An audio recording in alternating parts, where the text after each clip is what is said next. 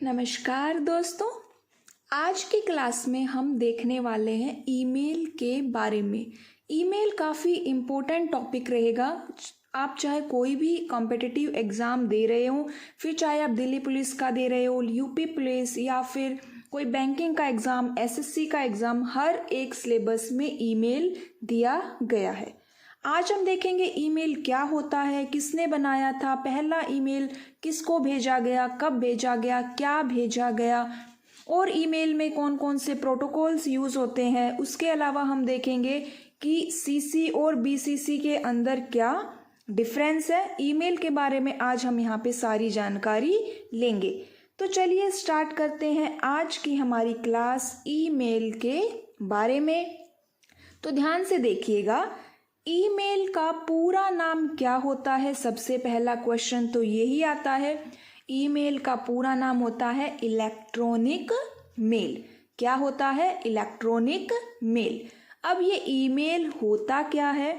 तो देखिए, ईमेल एक लेटर या एक पत्र ही होता है जो हम सिंपली पोस्ट ऑफिस में जाके भेजते थे। हम पहले कहाँ भेजते थे लेटर को? पोस्ट ऑफिस में जाके। बट अगर आप वो लेटर इंटरनेट के माध्यम से भेजें तो उसका क्या नाम हो जाता है? ईमेल। ईमेल क्या है? इंटरनेट के माध्यम से किसी भी कंप्यूटर या डिवाइस से पत्र भेजने का एक तरीका। और अगर आप इंटरनेट पे कोई भी मैसेज या कोई भी ईमेल भेजते हैं तो उसको हम डिजिटल मैसेज कहते हैं। कौन सा मैसेज कहते हैं हम उसको? Digital message. अब बात करते हैं ईमेल के संस्थापक। तो इसमें नाम आता है रे टॉमिल्सन का। किसका नाम आता है? रे टॉमिल्सन। रे टॉमिल्सन एक अमेरिका के थे। कहाँ के थे ये? रे टॉमिल्सन अमेरिका के एक प्रोग्रामर थे और इन्हीं को ईमेल के आविष्कारक के रूप में भी जाना जाता है। इन्होंने 1971 में, कब? 1971 में पहली बार ईमेल भेजा। किसके माध्यम से भेजा? अर्पानेट के द्वारा। और अर्पानेट क्या है? दुनिया का सबसे पहला नेटवर्क। उसके द्वारा क्या भेजा इन्होंने? दो कंप्यूटर के बीच में एक संदेश भेजा। किसको भेजा इन्होंने? इन्होंने खुद को ही संदेश भेजा। और उस संदेश में क्या लिखा? इन्होंने लिखा QWERTYUIOP।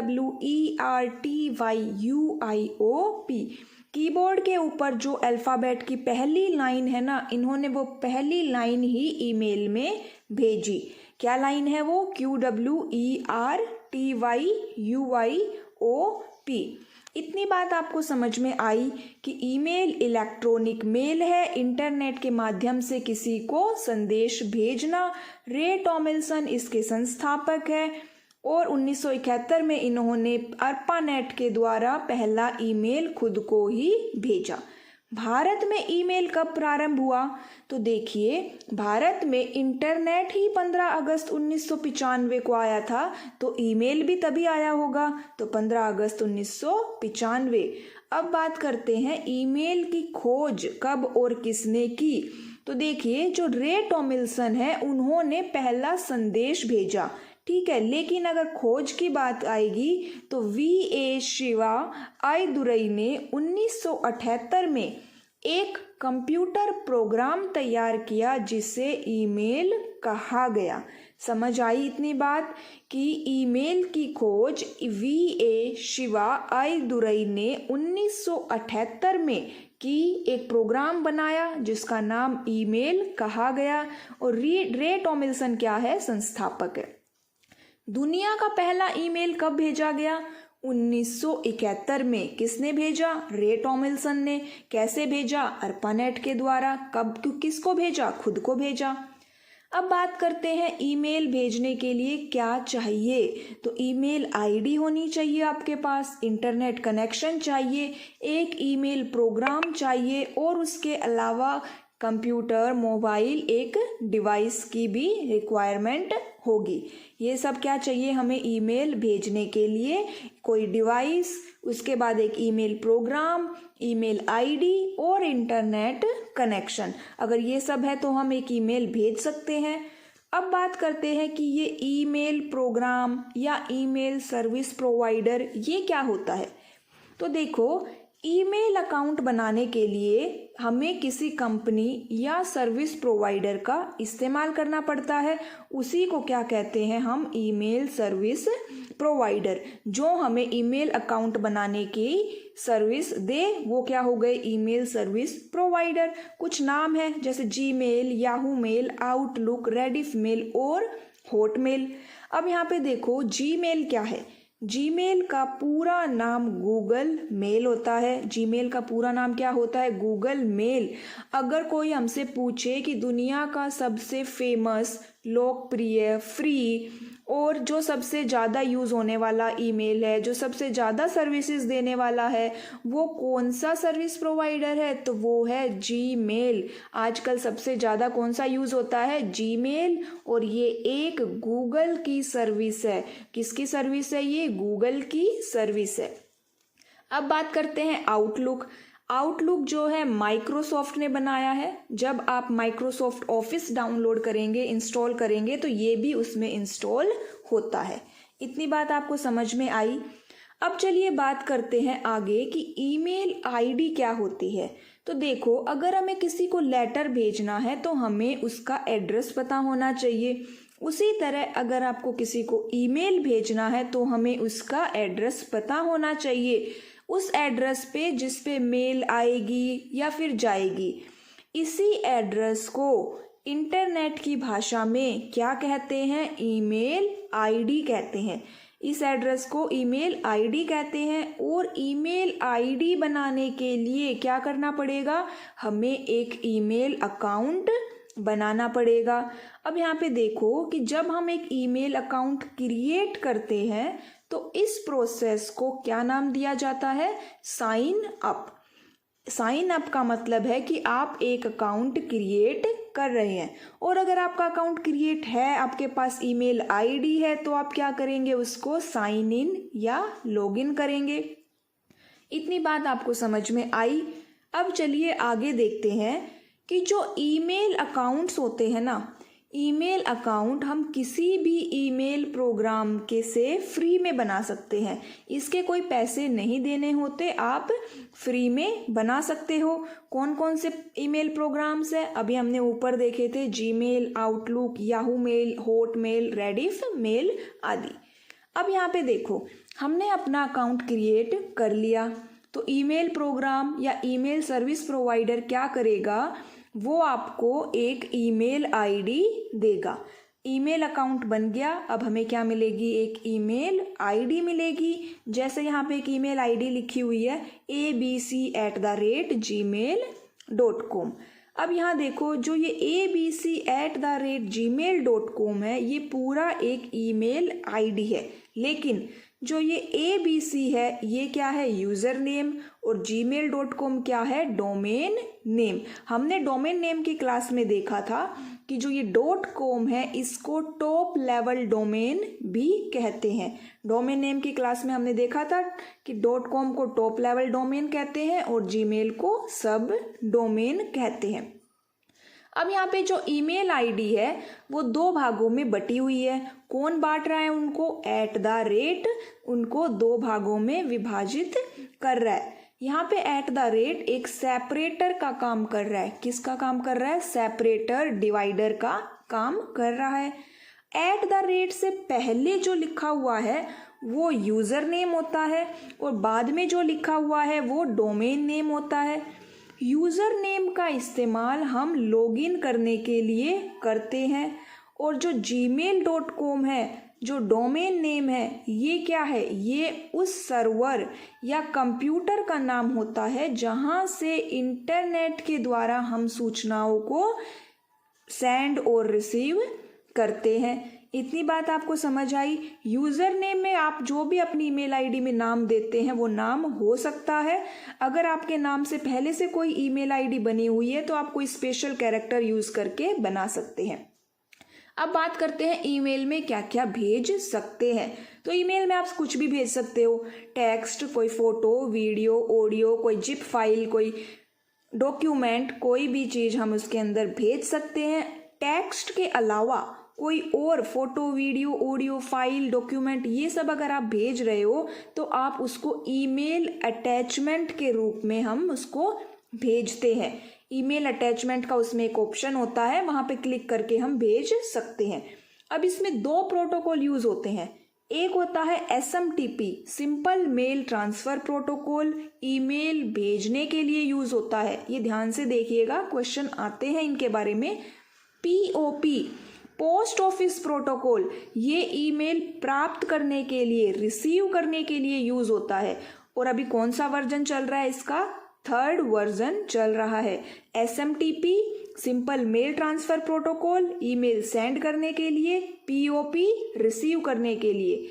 अब यहाँ पे देखो, ये आपके सामने एक विंडो ओपन है, इस गूगल लिखा हुआ है, इसका मतलब ये जीमेल की विंडो है। यहाँ पे क्या लिखा हुआ है? एक बॉक्स दिया गया है जिसमें लिखा है ईमेल और फोन। तो आपने अपनी ईमेल आईडी जिससे भी बनाई है उसका यूजर नेम हम यहाँ लिख देंगे। जैसे यहाँ पे नीचे लिखा दिखाई दे रहा है चैलशा 154, मतलब यहाँ पे ये लिस्ट शो होगी चैलशा 154। इसके नीचे और भी नाम आ सकते हैं कि इस यूजर नेम से आपने पहले भी लॉगिन किया है। अगर आप उन्हीं को यूज करना चाहते हो तो कर सकते हैं, ठीक है। तो यहाँ पे यूजर नेम है ये। अब मान लीजिए आप अपना यूजर नेम भूल गए तो क्या करेंगे? हम फॉरगॉट ईमेल करेंगे। इस पे फिर हमें कुछ ऑप्शंस मिलेंगे फ़ोन नंबर वेरीफाई वगैरह करने के लिए, जिससे हम अपना ईमेल वापस देख सकते हैं। अब मान लीजिए इस प्रोसेस को साइन इन बोलते हैं, लेकिन अगर आपने अकाउंट क्रिएट ही नहीं किया तो आप क्रिएट अकाउंट पे क्लिक कीजिए, फिर नेक्स्ट पे क्लिक करेंगे और हमें जो जो डिटेल वो पूछेगा वो फिल करेंगे, तो हमें लास्ट में क्या मिलेगी? एक ईमेल आईडी मिलेगी। अब जब आपने ईमेल आईडी ले ली, लॉगिन कर दिया, तो यहाँ पे ओपन होगा जीमेल का होम पेज, और उस होम पेज में हमें ये काफ़ी सारे ऑप्शंस देखने को मिलेंगे। अब इन ऑप्शंस के बारे में देखते हैं, क्योंकि इन ऑप्शन से भी क्वेश्चन आते हैं। सबसे पहला नाम आता है कंपोज। कंपोज का मतलब होता है एक नया ईमेल क्रिएट करना। कंपोज का मतलब क्या होता है? एक नया ईमेल बनाना। इनबॉक्स का मतलब क्या होता है? इनबॉक्स के अंदर वो मेल आएंगे जो आप रिसीव करेंगे, जो मेल आपको रिसीव हुए हैं। स्टार्ड का मतलब है कि कोई ईमेल आपके लिए इम्पोर्टेंट है तो आपने उसको क्या कर दिया? स्टार कर दिया। अब वो ईमेल आपको अलग से स्टार्ड के अंदर भी दिखाई देगा। स्नूज्ड का मतलब जैसे कि हमारा अलार्म बजे, हम उसको स्नूज कर दे, मतलब 10 मिनट बाद वो फिर बजेगा, तो उसी तरह अगर आपके लिए कोई ईमेल अभी इम्पोर्टेंट नहीं है तो आप उसको स्नूज कर दो। 10 दिन, 15 दिन, 30 दिन, 1 महीना, कितने दिन के लिए भी आप उसको स्नूज कर सकते हो। वो आपको इनबॉक्स में नहीं दिखाई देगा उतने टाइम के लिए, वो आपको स्नूज्ड में दिखाई देगा। बात करते हैं सेंट। जो ईमेल आप भेजोगे वो कहाँ दिखाई देंगे? सेंट के अंदर। ड्राफ्ट, आपने एक ईमेल बना तो लिया, कंपोज तो कर लिया, लेकिन अभी आपने उसको भेजा नहीं। क्या पता आपको उसके अंदर कुछ और चेंजेस करने हो, या फिर आप बाद में भेजना चाहते हो, तो वो कहाँ चला जाएगा? ड्राफ्ट ईमेल में चला जाएगा। इम्पोर्टेंट, कोई ईमेल अगर आपके लिए इम्पोर्टेंट है तो आप उसको इम्पोर्टेंट लिस्ट में डाल सकते हैं। चैट, आपके पास जितने भी ईमेल अकाउंट एडिड है आप उनके साथ चैट कर सकते हैं यहाँ पे। अब बात करते हैं शेड्यूल्ड का मतलब कि मैंने आज एक ईमेल बनाया लेकिन वो मुझे आज नहीं भेजना, 1 महीने बाद भेजना है, तो मैं उसको शेड्यूल्ड कर दूंगी 1 महीने के बाद की डेट में, और वो फिर उस डेट को ऑटोमेटिकली चला जाएगा। ऑल मेल में सभी मेल्स दिखाई देंगी। स्पैम के बारे में बात करते हैं। स्पैम मेल्स को जंक मेल, अनवांटेड मेल या अवांछित संदेश भी बोलते हैं। ये वे मेल होते हैं जो एक बल्क में सभी लोगों के पास, मतलब बहुत सारे लोगों के पास भेजे जाते हैं। ये अपनी एडवर्टाइजमेंट कर रहे होते हैं। क्या कर रहे होते हैं? इनमें या तो एडवर्टाइजमेंट हो रही होती है, कुछ ईमेल्स के अंदर तो वायरस भी होते हैं। ट्रैश क्या होता है? ट्रैश जो आप डिलीट कर देते हो, उन ईमेल्स को कहाँ भेज दिया जाता है? ट्रैश के अंदर भेज दिया जाता है। और ये जो स्पैम है ये बल्क में भेजा जाएगा, ये बात ध्यान रखिएगा, ओपन मत करना क्योंकि कुछ ईमेल्स में वायरस भी हो सकते हैं। ट्रैश के बारे में अगर हम देखें तो कई ईमेल्स में इसका नाम क्या होगा, रिसाइकल भी दे देते हैं, कहीं पे डिलीटेड आइटम्स भी लिखा होगा। अब ट्रैश होता क्या है, जो ईमेल्स आपने डिलीट कर दिए वो कहाँ चले गए, ट्रैश के अंदर चले गए। अगर आपको वो ईमेल वापस से चाहिए तो आप ट्रैश में जाके उसको रीस्टोर कर सकते हैं, लेकिन अगर हमने ट्रैश में से ही डिलीट कर दिया तो फिर वो ईमेल परमानेंटली क्या हो जाता है, डिलीट हो जाता है। ये हमारे थे ऑप्शंस। अब इसमें एक ऑप्शन आता है अटैचमेंट का। अटैचमेंट ऑप्शंस यूज होता है कि अगर आपको कोई फाइल, डॉक्यूमेंट, सिग्नेचर या फिर अपनी कोई गूगल ड्राइव से कोई डॉक्यूमेंट सेंड करना है तो हम उसको अटैचमेंट करके भेज सकते हैं। ये एक विंडो ओपन है, ये है कंपोज की विंडो, मतलब मैं यहाँ पे एक नया मैसेज क्रिएट कर रही हूँ, तब मेरी ये विंडो ओपन होगी।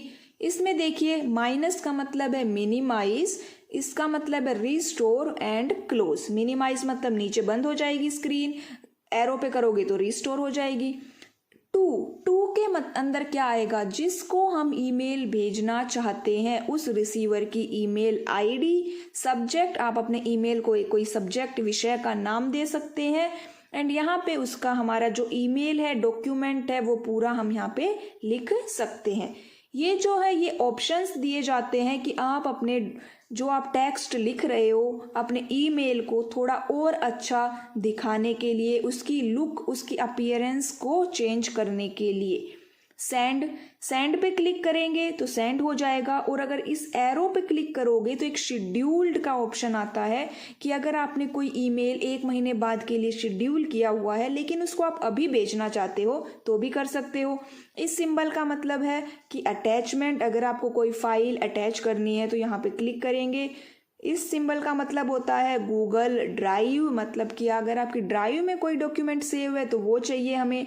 और इस लास्ट सिंबल का मतलब होता है डिजिटल सिग्नेचर, कि अगर आप अपना कोई सिग्नेचर इंसर्ट करना चाहते हैं, लास्ट में अगर डिलीट करना है तो हम डिलीट कर सकते हैं। अब यहाँ पे जो मेन बात है वो है CC और BCC, इनके बारे में। तो CC और BCC, इनके अंदर भी हम ईमेल आईडी ही लिखते हैं। जिनको हमें मेल भेजना है उनकी ईमेल आईडी ही यहाँ पर लिखी जाती है, लेकिन डिफरेंस क्या है इन दोनों में, तो चलिए देखते हैं। CC का मतलब कार्बन कॉपी और BCC का मतलब ब्लाइंड कार्बन कॉपी। तो मान लीजिए मैंने CC के अंदर 2 लोगों को ईमेल भेजा, एक मैंने राम को भेजा और एक मैंने श्याम को भेजा, और BCC के अंदर मैंने एक ईमेल अमन को भेज दिया, और टू में भी मैंने एक ईमेल भेजा है, किसको, सुनील को। तो यहाँ पे राम, श्याम, सुनील, इन तीनों को एक दूसरे के बारे में पता है कि ये ईमेल इन लोगों को भी मिला है, और अगर हम कोई रिप्लाई भेजेंगे, वो लोग कोई रिप्लाई भेजेंगे तो भी वो इन तीनों को दिखाई देगा। लेकिन इन तीनों को ये नहीं पता कि ये ईमेल अमन को भी भेजा गया है, ठीक है। सुनील, राम, श्याम को एक दूसरे के बारे में पता है, लेकिन अमन के बारे में कोई भी जानकारी उनको नहीं है। अमन को क्या होगा, अमन रिप्लाई भी नहीं देख सकता। अगर वो लोग कोई रिप्लाई देंगे तो वो अमन को नहीं दिखाई देगा। यहाँ पे देखिए CC के अंदर क्या होता है, जो भी ईमेल रिसीव करने वाले लोग होते हैं उनको एक दूसरे के बारे में पता होता है, लेकिन BCC के अंदर वो लिस्ट क्या रहती है, प्राइवेट रहती है। सेकंड पॉइंट कि CC के अंदर रिप्लाई का भी पता चल जाता है और BCC के अंदर रिप्लाई छिप जाता है। तो ये थी आज की हमारी क्लास ईमेल के बारे में। क्लास अच्छी लगे तो लाइक कर दीजिएगा, अपने फ्रेंड सर्कल में भी शेयर कर दीजिएगा। Thank you.